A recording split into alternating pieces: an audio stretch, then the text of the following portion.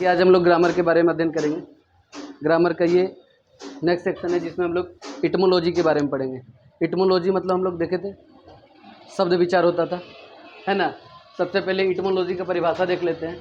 इटमोलॉजी is the branch of English grammar in which we study about words and the origin of words. Etymology मतलब होता है शब्द विचार। शब्द विचार इंग्लिश ग्रामर का एक ब्रांच है जिसमें हम लोग स्टडी करते हैं शब्द के बारे में। किसके बारे में? शब्द के बारे में। और शब्द की उत्पत्ति कहाँ से हुई, ऑरिजिन ऑफ वर्ड्स, शब्द बने कैसे हैं, उसका ऑरिजिन क्या है। तो सबसे पहले अब हम लोग वर्ड का अध्ययन करेंगे। तो इटमोलॉजी के अंदर हम लोग सबसे पहले वर्ड के बारे में जान लेते हैं। वर्ड का डेफिनेशन क्या होता है? तो word a group of letters, शब्दों का समूह, विच हैज़ ए मीनिंग, जिसके पास एक अर्थ होता है, इज कॉल्ड वर्ड, उसे शब्द कहते हैं। A group of letters which has a meaning is called word. A word is a single unit of language. Language का एक सिंगल यूनिट होता है that can be represented in writing और speech, जिसको स्पीच में या राइटिंग में represent किया जाता है ना।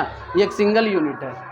Term, name, expression, etc are synonyms of words, है ना। वर्ड का क्या इसम सैनम है। टर्म हो गया, नेम हो गया, एक्सप्रेशन हो गया, ये सब वर्ड्स का सैनम्स है, परिवाची है ना, समानार्थी शब्द है। वर्ड को हम लोग कभी कभी टर्म भी बोलते हैं, कभी कभी नेम भी बोलते हैं, कभी कभी एक्सप्रेशन भी बोलते हैं। देखिए there are 3 types of word. Word कितने टाइप के होते हैं? 3 टाइप के। अकॉर्डिंग टू फॉर्मेशन, बनने के आधार पे, किस तरह वो बने हैं उसके आधार पे वर्ड 3 प्रकार का है। फॉर्मल वर्ड, इनफॉर्मल वर्ड और functional word. Formal word, a word which has no meaning when it is breaking up is called formal word, such as apple, app, और यहाँ देखिए पल। एप्पल को 2 भाग में तोड़ा गया है, ए पी अलग और पी एल ई अलग। तो यहाँ ना ऐप का मीनिंग निकल रहा है, ना एप्पल का मीनिंग, ना पल का मीनिंग निकल रहा है। डॉक्टर को डॉग अलग कर दिया, टॉर अलग कर दिया। किसी प्रकार तोड़िए आप, इसका दोनों साइड का अर्थ आपका नहीं निकल पाएगा।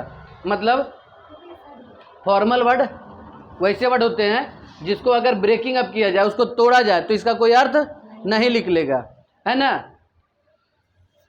दूसरा है informal word, a word which has meaning, जिसके पास मीनिंग होता है, when it is breaking up, जब उसको तोड़ा जाए तो भी इसके पास मीनिंग होता है, इज कॉल्ड इनफॉर्मल वर्ड, उसको इनफॉर्मल वर्ड कहा जाता है। जैसे देखिए जी ब्यूटीफुल, यहाँ ब्यूटी को अलग कर दो, फुल को अलग कर दो, दोनों का एक मीनिंग है। केयरलेस, केयर का भी एक मीनिंग है, लेस का भी एक मीनिंग है ना। इस तरह के वर्ड जो होते हैं ना, जिसको तोड़ने पर अलग अलग मीनिंग निकल जाता है, तो उसको हम लोग बोलते हैं इनफॉर्मल वर्ड, है ना। और फॉर्मल वर्ड ऐसे होते हैं जिसको ब्रेकिंग अप करने के बाद उसमें मीनिंग नहीं निकलता। सामूहिक रूप से उसका मीनिंग है, लेकिन तोड़ने के बाद इसका मीनिंग नहीं है। तो फॉर्मल, और तोड़ने के बाद अगर मीनिंग निकल जाए तो इनफॉर्मल। अब देखिए functional word, 3rd type functional word. All words in English, English में जितने भी वर्ड हैं, are divided into 8 groups, 8 group में उसको बांटा गया है।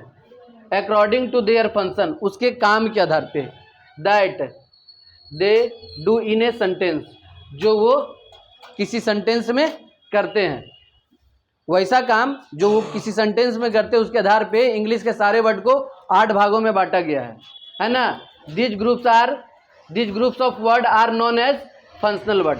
यही ग्रुप को हम लोग फंक्शनल वर्ड बोलते हैं। It is also known as parts of speech, इसको पार्ट्स ऑफ स्पीच भी बोला जाता है ना। दिस ग्रुप्स आर, ये ग्रुप कौन कौन है?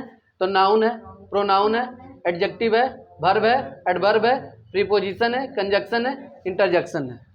इस सब के बारे में हम लोग ऐसे भी जानते हैं। ठीक है, अब मिलते हैं नेक्स्ट क्लास में।